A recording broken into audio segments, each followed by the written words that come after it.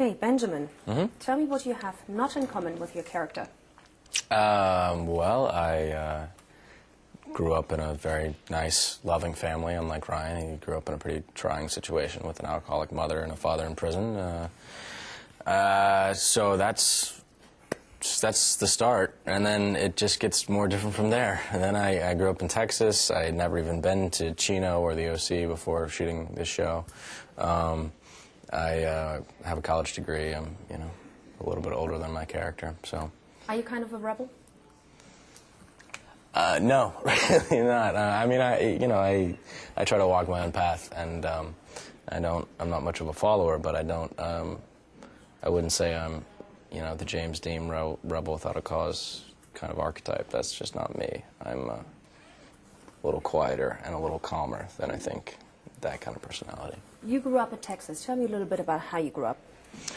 Well, I grew up lovely middle-class family in Austin, which is a great city with a lot of music, a lot of young kids from the University of Texas, and it was just a great place to grow up. It's beautiful. It's relatively quiet. It has a lot of nice nightlife. The music scene's really intense. There's a lot of country music and folk music and blues, some jazz. So it was a really wonderful place to grow up, and there's a burgeoning film scene there as well. So it's kind of a cultural mecca, if you want to call it, for Texas. Although I don't know how much that's saying. It was great. We have like all Americans have the picture of Bavarians or Germans in their head. Yeah. We have the picture of Texans, with cowboy hats, right, cowboy boots, riding horses to school and things like that. Yeah, no, you could actually get away with that in America as well. You can tell people that you grew up, in Texas and you rode horses to school, and they'll believe you generally. So sometimes I have fun with that. But no, my life was actually pretty straightforward. I played high school football, which is fairly serious in Texas, and that was fun. But it was a pretty standard upbringing, I'd say. It's your first breakthrough, I'd say. Yeah. How do you cope with that instant celebrity? Because the OC went really successful instantly. Yeah, so yeah. It was not like a gradually building up. No, it was like no. boom, it was there. Yeah, I think that it's particularly challenging when it happens, in an instant, which it has with all of us.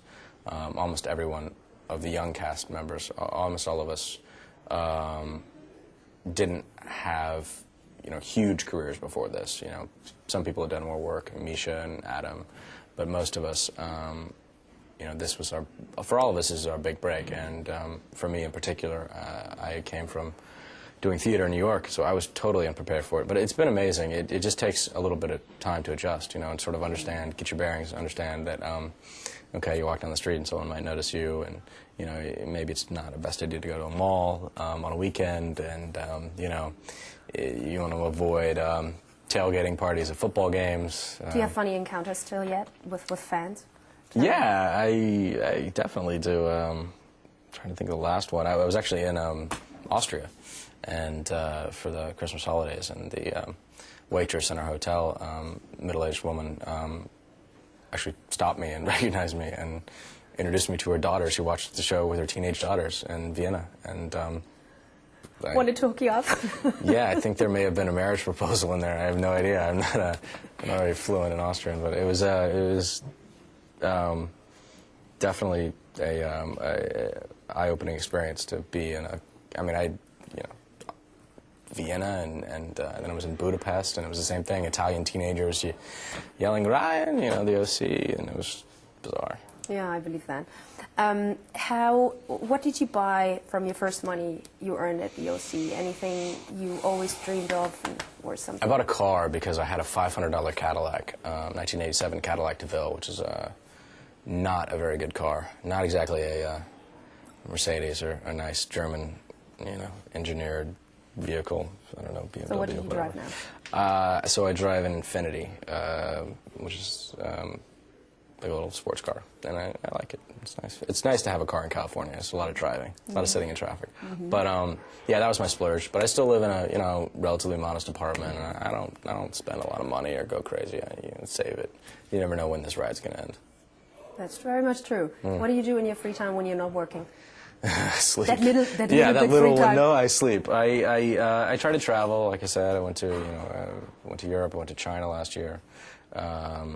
I try to exercise, read, write, hang out with friends, do all the normal kinds of things that people do. I don't have any, unfortunately, I don't really have any time for, sophisticated hobbies because you never know when you're going to be needed to work.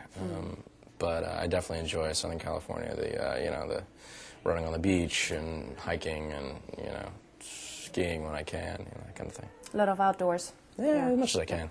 Thank you very much for the Absolutely. interview. Cool. Thanks.